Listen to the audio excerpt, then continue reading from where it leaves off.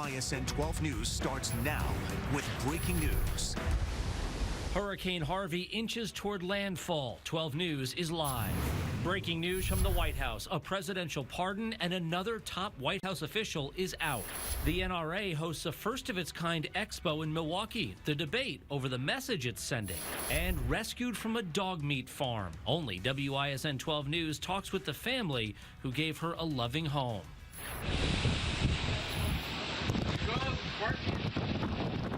Our big story, Hurricane Harvey is making landfall. We're getting our first look at its strength. In this video, trees are bending from strong wind and sparking power lines. Now let's take a live look from Corpus Christi, Texas. Officials say that they have no idea how many residents heeded their warning to voluntarily evacuate the city. You can see right here from this live picture, it appears there's a news crew getting ready to go live. We can tell you that sheets of rain are coming down, and this is just the beginning. The eye of the hurricane is quickly approaching. We're going to show you the latest storm track coming up in just a moment. We can tell you that within the hour, the storm had sustained winds of 130 miles per hour. Let's go live to Lana Zach. Trump has made it official with a disaster declaration, and the imminent hurricane landfall is approaching very quickly. We understand that thousands are already without power in Corpus Christi.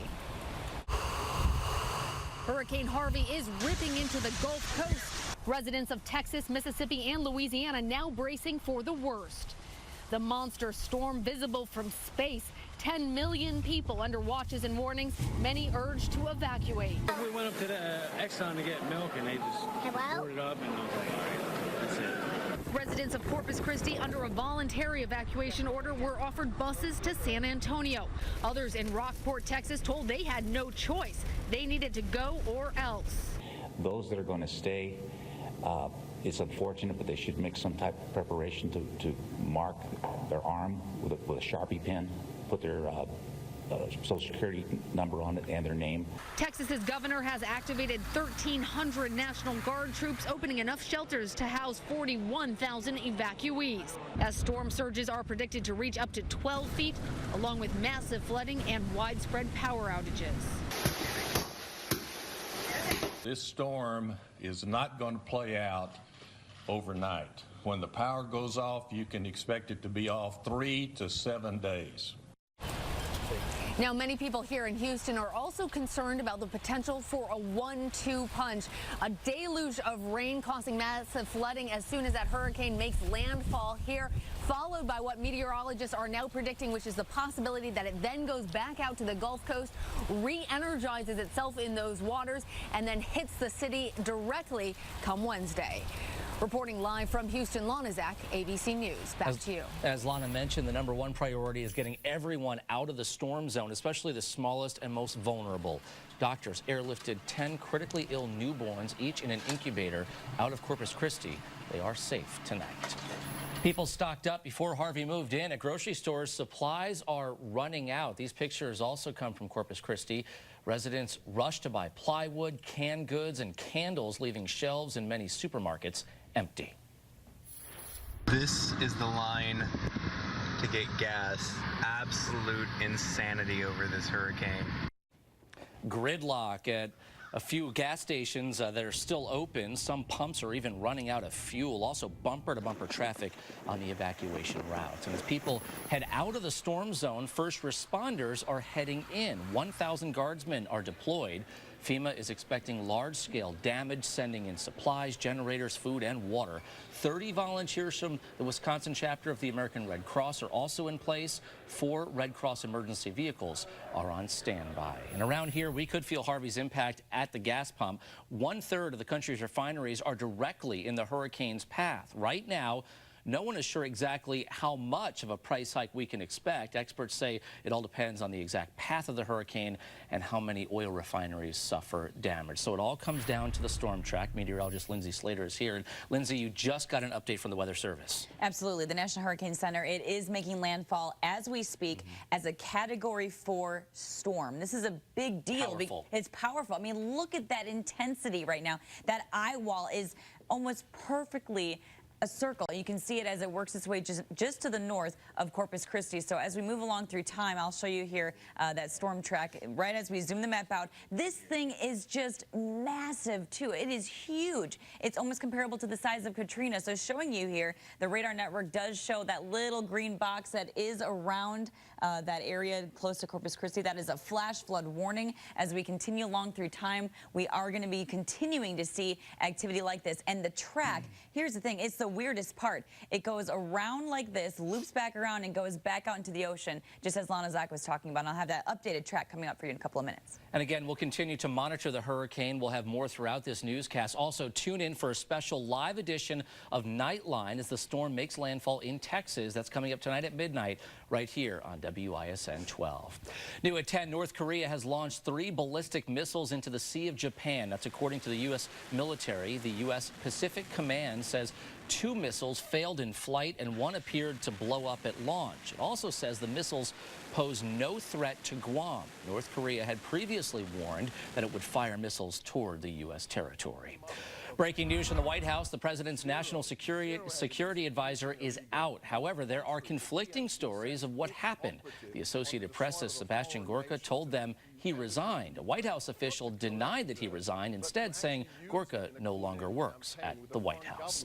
Meantime, President Trump has pardoned former Sheriff Joe Arpaio. Arpaio was convicted of disobeying court orders to stop his immigration patrols. He had been facing jail time. Arpaio served as sheriff of Maricopa County in Arizona for more than 20 years.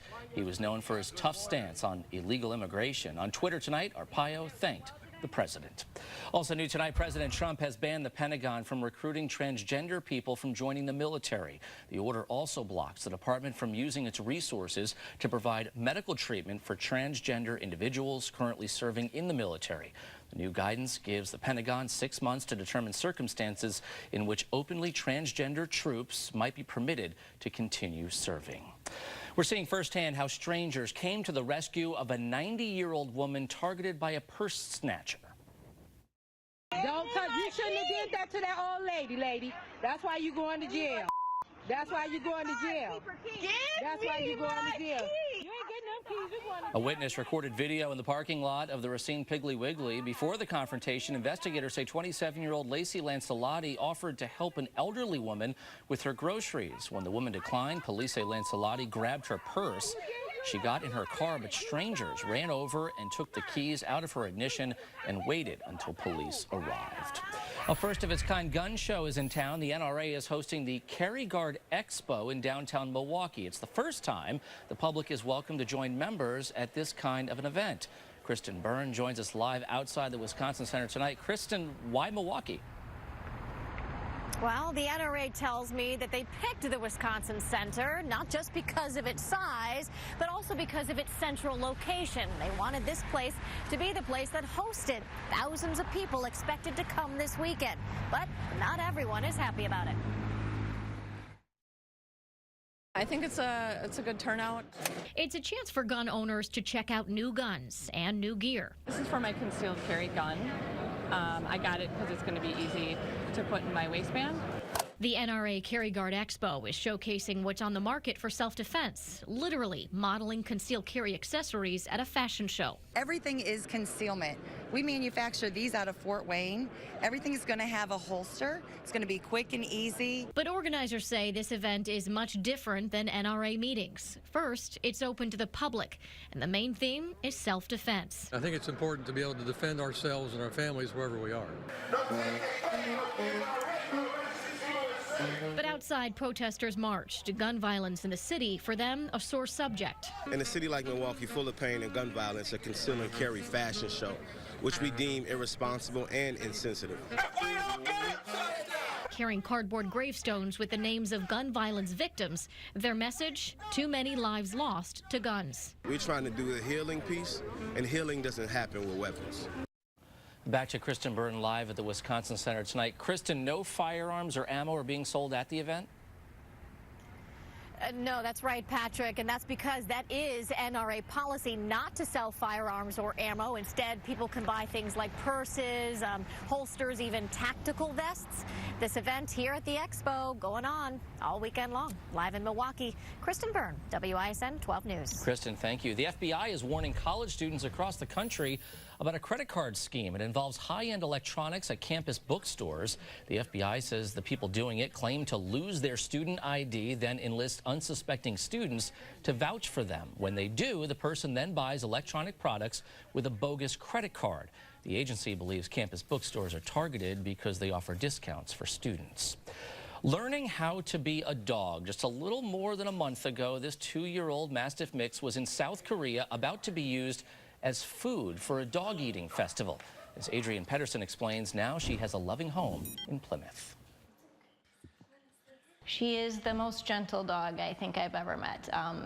You know, as big and as timid as she seems, she's just, like they say, Mastiffs are gentle giants, and she fits that to a T. The Knowles family adopted Harley from the Sheboygan County Humane Society about a week ago. Humane Society International rescued 149 dogs, including Sweet Harley from South Korea, where people were going to eat them during a festival. I try not to think about it because it's such an awful thing.